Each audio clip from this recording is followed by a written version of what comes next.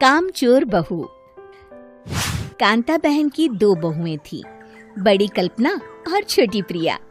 कल्पना का जैसा नाम वैसा ही काम। सारा दिन कल्पनाओं में रहती, ना कोई काम करती न कोई धाम। अरे कल्पना बहू, जरा अच्छी सी चटनी पीस दे, आज कुछ मजेदार खाने का मन है। पेट में जलन हो जाएगी माँ जी बुढ़ापे में, और वैसे भी मेरा काम करने का वक्त शाम का है, अब प्रिया को ही बोल दो। इतना कहकर कल्पना वहां से चली जाती है। कांता कल्पना के ऐसे रवैये से काफी परेशान रहती हैं। मैं बना देती हूँ माँ चटनी, ऐसा बोलकर प्रिया माँ को चटनी बनाकर प्लेट में खाने को देती है कि तभी वहाँ कल्पना आ जाती है। अरे वाह चटनी, जरा चख कर तो देखूं, बड़े दिन हो गए। अरे नहीं बहू, तू तो रहने ही दे चटनी खाना, पेट में जलन हो जाएगी।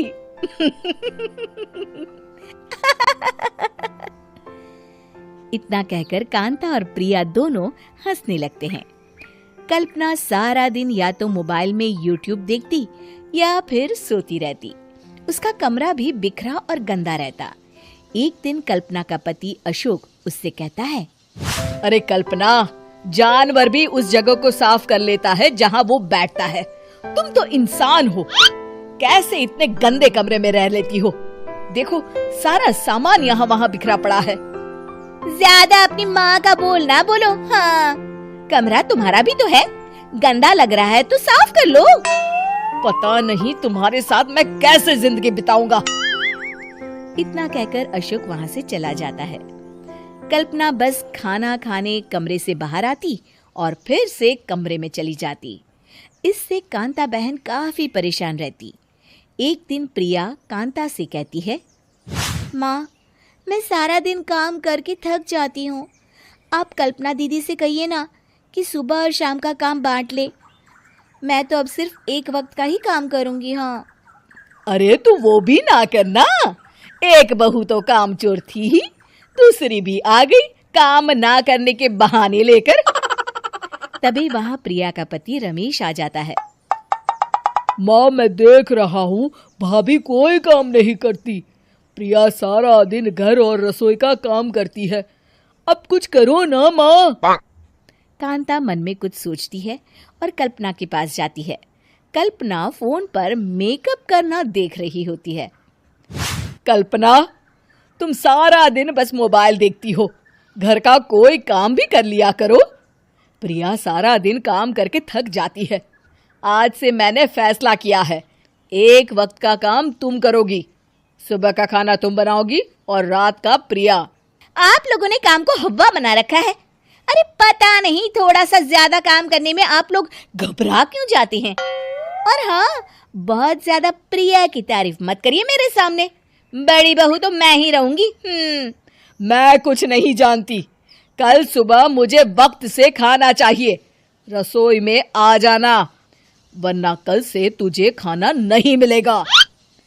अगली सुबह कल्पना रसोई में नहीं आती है। वो देर से सोकर उठती है और बाहर आकर कहती है, अरे भूख लगी है, आज खाने में क्या है? इतनी देर हो गई, आज किसी ने मुझे उठाया भी नहीं, पता नहीं कहाँ है सब। कल्पना को घर में कोई नहीं दिखता। वो रसोई की तरफ जाती है जहाँ बड़ा सा ताला लगा होता है। अरे रसोई में ताला? ओ, मैं तो भूल ही गई थी। माँ ने आज से सुबह का खाना मुझे बनाने को कहा था। हे भगवान, इतने लोगों का खाना बनाना क्या आसान है? तभी घर के सारे सदस्य बाहर से वापस आते हैं। वाह माँ जी, मजा आ गया छोले भटूरे खाकर। मेरे मुंह में तो अभी भी स्वाद आ रहा है। अरे कल्पना, तेरे भरोसे रहते तो हम तो भूखे ही रह जाते। कल्पना को बहुत गुस्सा आ जाता है। अब बहुत हो गया, आज से मैं अपनी रसोई अलग कर रही हूँ, मैं अपना खाना खुद बना लिया करूंगी। कल्पना अपनी रसोई अलग कर लेती है, पर आए दिन उसका देर से उठना और काम न करने की आदत से वो भूखी ही रह जाती थी। उसी के सामने घर के लोग अच्छे अच्छे पकवान खाते और कामचोर कल्पना को जैसे तैसे ही खाना बनाकर खाना पड़ता। पर एक दिन तो हद ही हो गई। माँ, दीदी आज सुबह से कमरे से बाहर नहीं निकली, हमें जाकर देखना चाहिए। सो रही होगी कामचोर कहीं की, पर तुम कहती हो तो चलो देख लेते हैं उसे। कल्पना कमरे में पेट पकड़कर बैठी होती है। हाय मेरा दर्द, पेट दर्द के मारे मर रही हूँ मैं।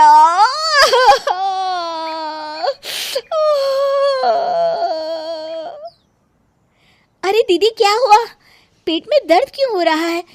डॉक्टर को दिखाया आपने? माँ। कल्पना खड़ी होती है और माँ जी के पास आती है। मुझे माफ कर दीजिए, अब से मैं सारे काम में मदद करूंगी, कभी आलस और काम चोरी नहीं करूंगी। हाँ, वो तो ठीक है, लेकिन अचानक क्या हो गया जो तू काम करने को तैयार हो गई? कामचोर कल्पना।